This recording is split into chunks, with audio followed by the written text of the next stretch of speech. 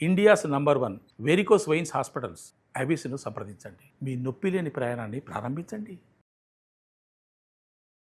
నమస్కారం. సుమన్ టీవీ ప్రేక్షకులందరికీ శ్రావణ మాస శుభాకాంక్షలు.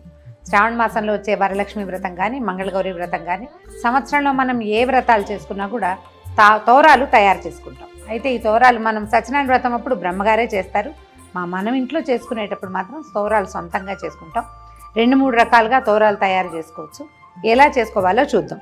అయితే ఇలాంటి మందపాటి దారంతోటైనా లేదా ఇలా సన్నటి రీల్ దారంతోటైనా చేయొచ్చు. సాధారణంగా 3 పొరలు, 3 పేటలు లేదా 5 పేటలు లేకపోతే 9 పేటల దారం తీసుకోవచ్చు.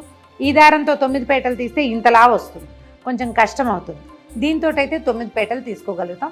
2 చేసి చూపిస్తాను, మీ వీలు వెంబడి చేసుకోండి.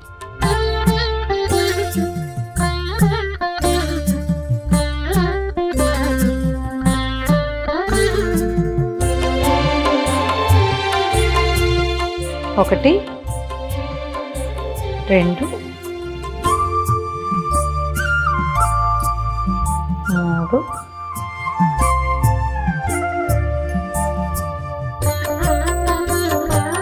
4, 5.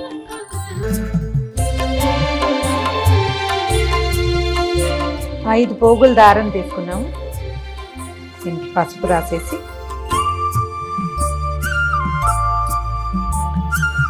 సెంటర్లో ఒక ముడి వేసుకోవాలి.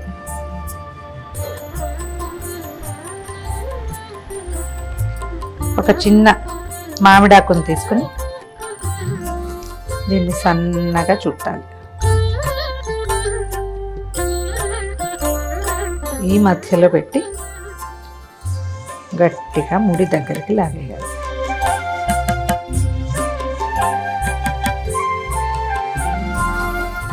సెంటర్లో ఉంది కదా, ఇటు 4 సాదా ముళ్ళు వేసేసుకోవాలి.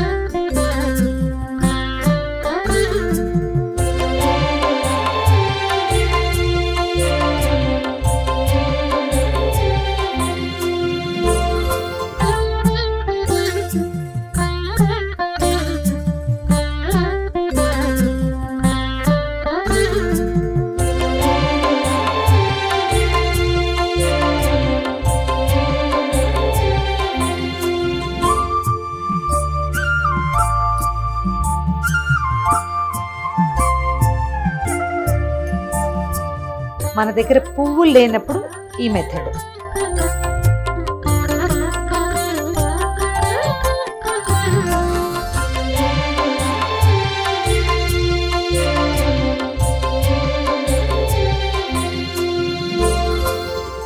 ఐదు పొరలే తీసుకున్నాము. సెంటర్ తీసుకోవటము, మధ్యలో ఒక ముడి.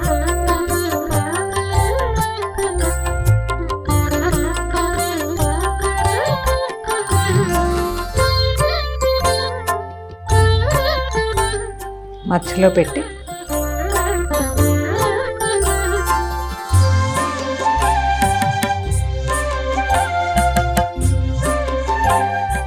మధ్యలోకి ముడేసేయాలి.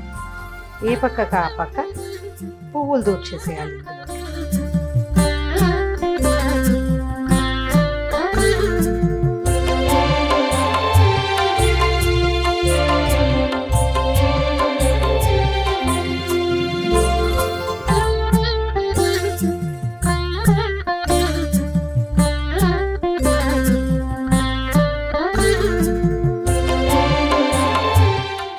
ఇది మందపాటి దారం కాబట్టి ఇలా వేస్తాం.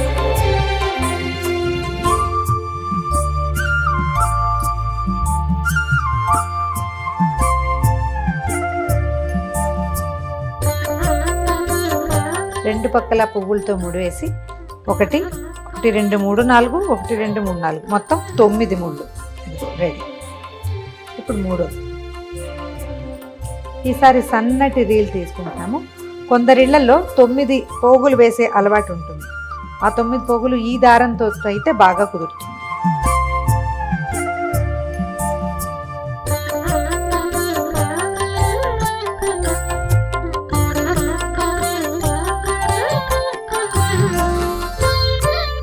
రీల్ దారంతో 9 పోగులు తీసుకున్నాము. దారానికి చక్కగా పసుపు రాసి కొంచెం కొస వదిలిపెట్టుకుని ఇక్కడి నుంచి మనం మామూలుగా పువ్వులకి దండ కడతాం కదా, అట్లా కట్టేసుకోవాలి.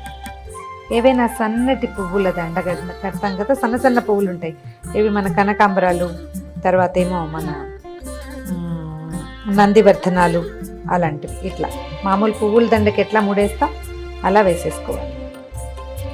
కాస్త దూరంగా కడితే సరిపోతుంది.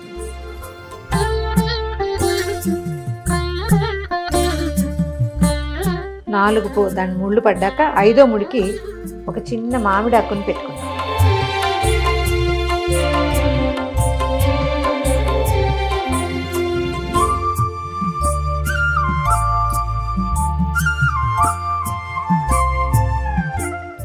ఇంకొకసారి సెక్యూర్డ్గా ఇంకొక ముడి వేసేద్దాం మధ్యలో. ఇంకొక 4 ముళ్ళు వేస్తే సరిపోతుంది.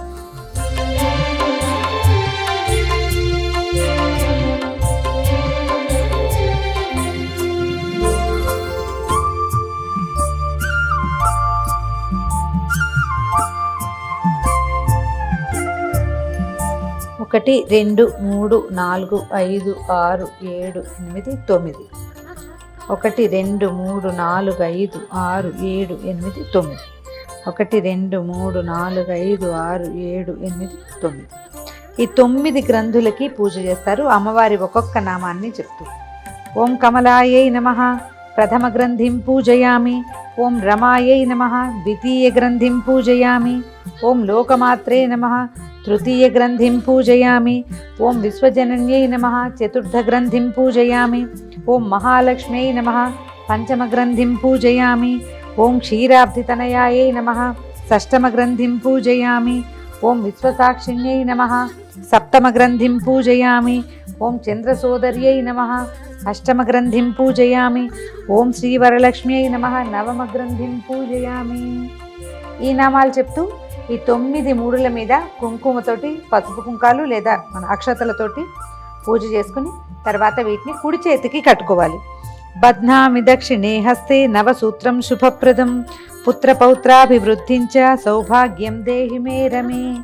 ఈ శ్లోకం చెప్తూ కుడి చేతికి కట్టుకోవాలి. ఇది ఎట్లా అంటే చేతిలో కొన్ని అక్షింతలు తీసుకుని చేయి గుప్పెడి మూసి వెనక్కి తిప్పాలి. ఇంట్లో ఉన్న వాళ్ళు ఎవరితోటైనా సరే కుడి చేతికి కట్టించుకోండి, లేదా మీరే ఒక ముడి కాస్త జాగ్రత్తగా వేసి తర్వాత అక్షతల్ని అమ్మవారి మీద వేయటం, మళ్ళీ అక్షంతలు తీసుకుని కథ వింటమే. చూశారు కదా, మీ వీలు వెంబడి ఎలా కుదిరితే అలా చేసుకోండి.